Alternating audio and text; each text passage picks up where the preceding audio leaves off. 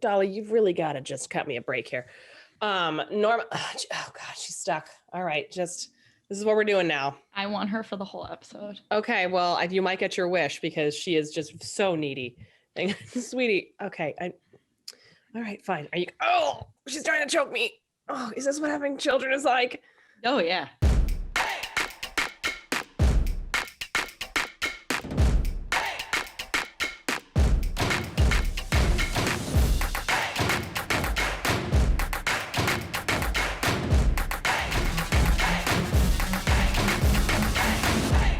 Welcome back, marketing nerds of the world. It's time for another episode of HAMYAW, and today we want to address the age-old question: is it you or the market?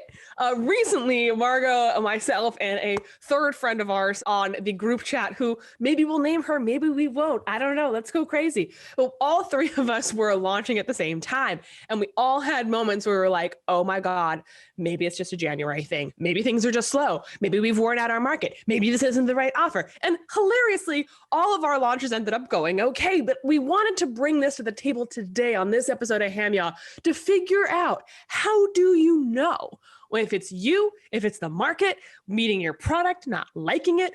How do you know where the line is between how you're presenting and what's going wrong with you versus how the market is responding and sort of creating a feedback loop that you can respond to? So before I get into that, Margot, is it you or the market?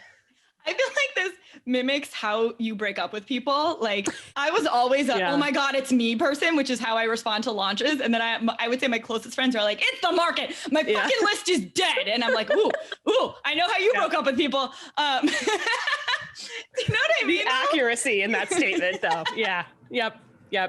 For me, it was always, it's not you, it's me. And it's like, he sucks. It's the fucking market. No, it's me. It's me. So real talk, I default to assuming it's me. And that actually keeps me from doing the most important thing, which is launching again and again and again, which our friend Sarah has reminded me so many times. She's yelled at me, but very kindly, and been like, she's good like that. You just got to do it. Just launch it again. Yeah. Launch it again. Like, the first time is awareness. The second time is this. And I'll be like, no, I must change the offer completely. And it's representative of not having demand. And here's the thing too. I think it's also in part numbers. So viewers are all watching with different audience numbers. But I think that if you don't have a giant critical mass of people, it's hard to make really, really big conclusions. Yeah, that's true. I don't think they're statistically significant yet. People need time. I think it depends. So I do want to make sure that we define the split clearly, though. When we're talking about you versus the market, we're like, it's you doing something wrong. No one likes you. No one wants this offer. And then versus the market, which is like, people, this is just how people are responding right now. People are fatigued or whatever. Is that the difference? Yes. I want to expand on the market, though. I would argue, if it's you, it's something in your approach that isn't working, whether it's your positioning, whether it's your branding, whether it's your tone, whatever it is that's unique to your brand and how you are bringing this thing to market. Then I would say the market is timing, pricing. And pricing can kind of go in both categories. Demand. And I think that's the most important one. Is there actually demand for something like this? I think Ramit uses the famous examples that he tried to sell a mentoring program and also one on health insurance. He has these two where it's everyone said they wanted these, and then you launch them and it's they don't actually care about this. And there's just no demand. People just want to bitch about it. Yeah. And it's such an important insight. So that is a market thing. That's not about your positioning. You don't need to position it differently. You don't have to Trojan horse it. Nobody's buying that stuff. And that also can change over time. But right now, that's the market. Market would be the things you can't control. Yeah. The you part are the things that you can. Yep, absolutely. And what's annoying about the things that you can't control are that you have to give it time to work. And I think that or in Margot land, just change everything. You do. She's right. She's totally right. But I think that also, this is again the ego thing. This is again the launching is such a vulnerable experience. I think I likened it at one point to a cute baby contest. You have a baby and you're like, this is my baby. I made it. I think it's the cutest baby. And then you put it in a cute baby contest and it doesn't even rank. And you're like, these motherfuckers have no taste in babies. I cannot imagine what is wrong. But in reality, maybe your baby isn't that cute. No, I'm just kidding. So it's that vulnerable space. If we turn it on ourselves, that's something we can control. And I think that a lot of business owners start with that. where it's like, it's not like the market where people need time to understand and read and learn about the offer. We turn it on ourselves. I'm not promoting enough. That angle wasn't strong enough in that last email. There's something up with the messaging. And I think that it's really easy to turn that on ourselves and start nitpicking and tinkering. And then all of a sudden we've created a whole rat's nest and our results aren't necessarily improving. And you know what happens when we let go, put our hands on our head and just let the launch we planned run? All of a sudden, guess what happens on cart close? Well, okay. Influx of purchases. Let's dive into something you said right there, which is let the launch we planned work. Yeah. And I think that is also a really important point because I think a lot of people don't actually plan. And so they get really reactive and then they get panicky in the moment and then they change the strategy. Yeah. And I think there's a real big difference between reacting in the moment to a big problem versus questioning your judgment in the midst of something that is already decided and then messing it up and not letting it follow through. So I think number one, like having a strategy in place to begin with is a really important can measure. Yeah. So a good litmus test also is, I think where a lot of people fall down on this, especially with launching, especially because it's so involved, people forget to pre-sell. Yeah. People forget to pre-sell. And that's something that has been built into every single strategy that I've been using for the past year. If you're not launching with pre-sell, it's kind of like going in dry. You know, you just got to prepare the orifice for entry. But I think that, and without that, it's like lube them up a little bit. God, give them a break. But I think that also is a really good touch point to get that first interest. So I want us to talk briefly about where you should get worried. Like, how do you know if it's you or the market? And for me, I think from personal experience, if people are responding to the pre-sale, if people are engaged, if people are answering, if people are like, oh, I'm so excited to see this offer, can't wait. Those are all good signs. You know, even if you don't have a blowout first day, that's a sign to stay the course. But I think what can be a sign where it is you and there's maybe the wrong offer, you're frankly not going to know until the end of the launch period. You have to get through it. Period. But I think that an indicator is the attention and the response and the engagement. You know, if nobody's responding, if no one's saying anything, if no one's like, I want this, you know, you may want to update your messaging and make it more urgent. But then there's also a slew of things that also could be impacting it. Maybe your list is too small. Maybe there's something up with your email deliverability.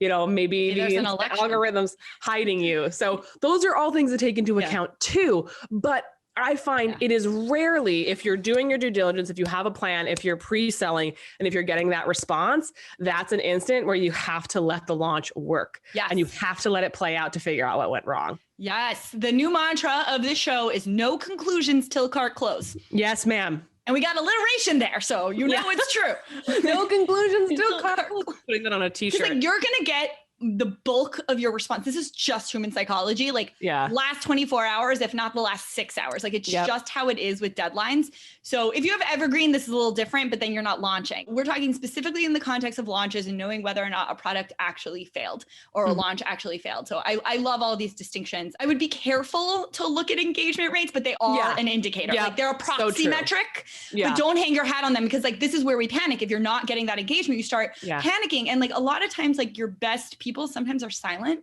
and they're the ones that you have to look at the proxy metric of simply an open rate and a click-through rate. Like that's all you have to know that like someone's paying attention. So those things are helpful indicators. But again, I agree with you. I don't think you know until the end. And then I think the way you do the like post hoc analysis is really important because what I see so often is people just running to this is everything that was wrong with my people and my people suck. And this is what they did.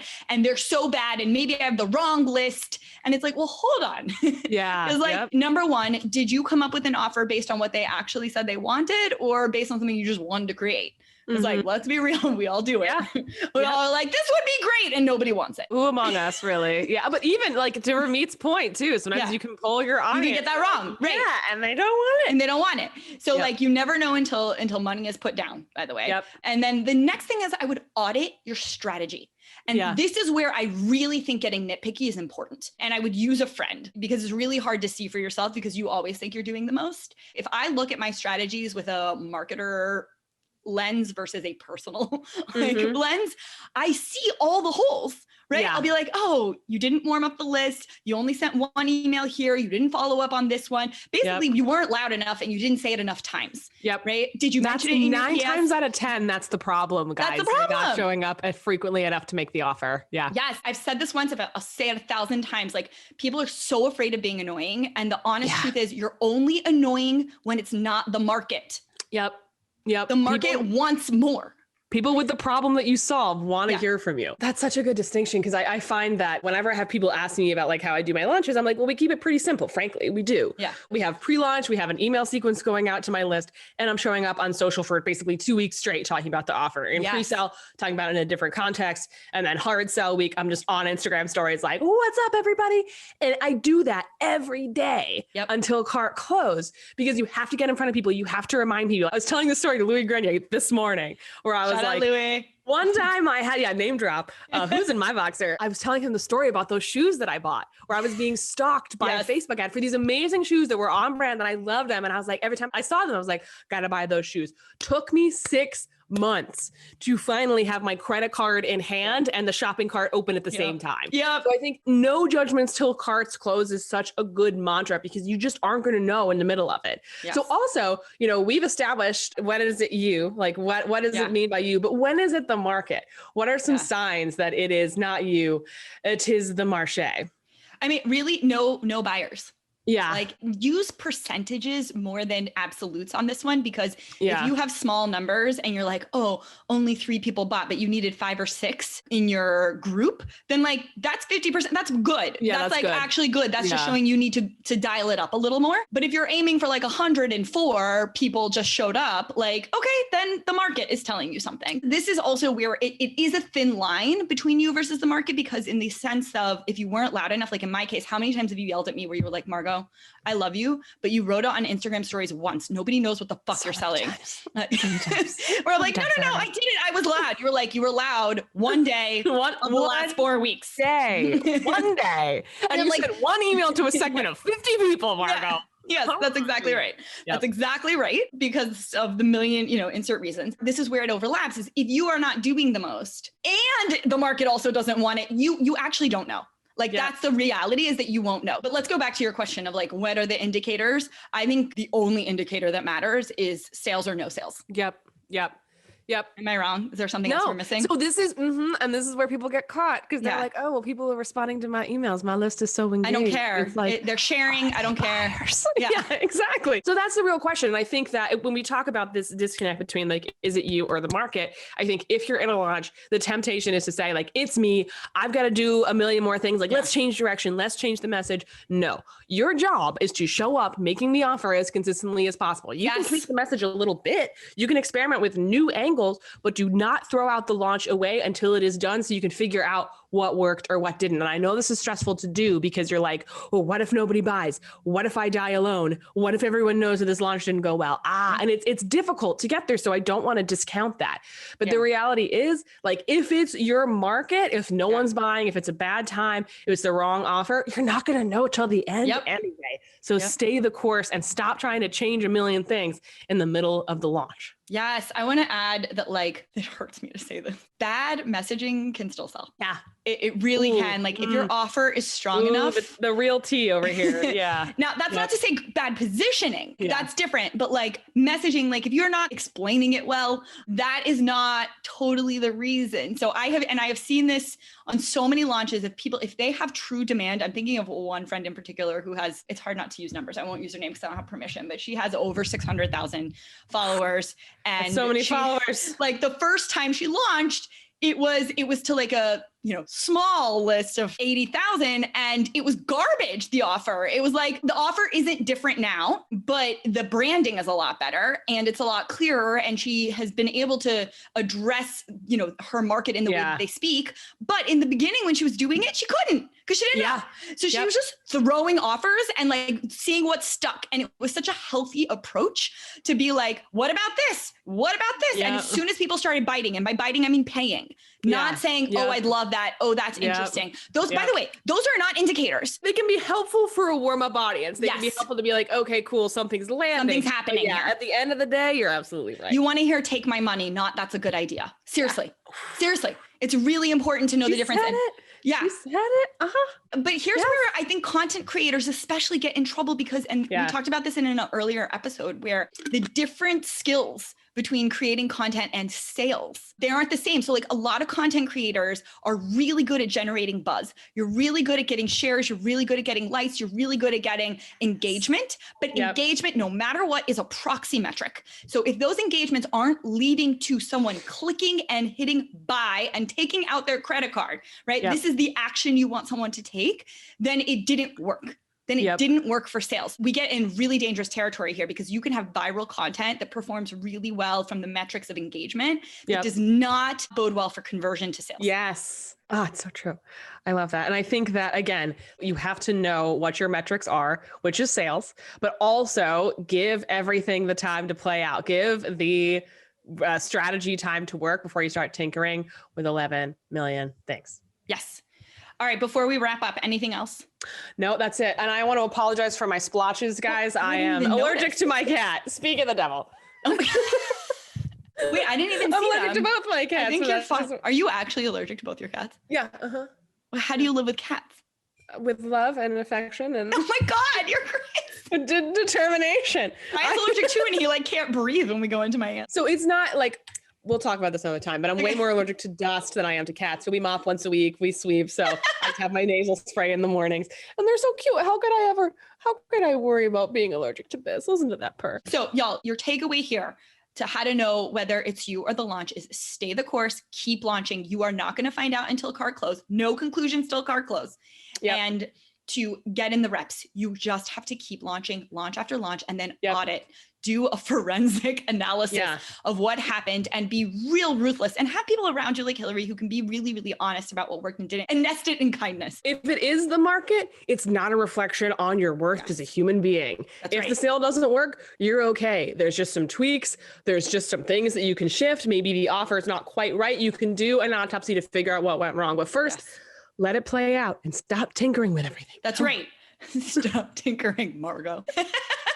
The last thing, if your initial reaction is really reactive and emotional, where either you're going into self-blame or other blame, like anytime you're looking for a scapegoat, that is a sign that you're not being objective. So make sure to pay attention to how you are responding to the failure or success of the launch, and then look at it with objective eyes. Absolutely. Cool? No doubt. Awesome. Now, we want to hear from you. How have your launches gone? When did you blame the market? When did you blame yourself? How did you learn how to parse out the difference? Tell us all about it in the comments. And if you like this episode, please like it below, subscribe to our channel, and share it with your friends.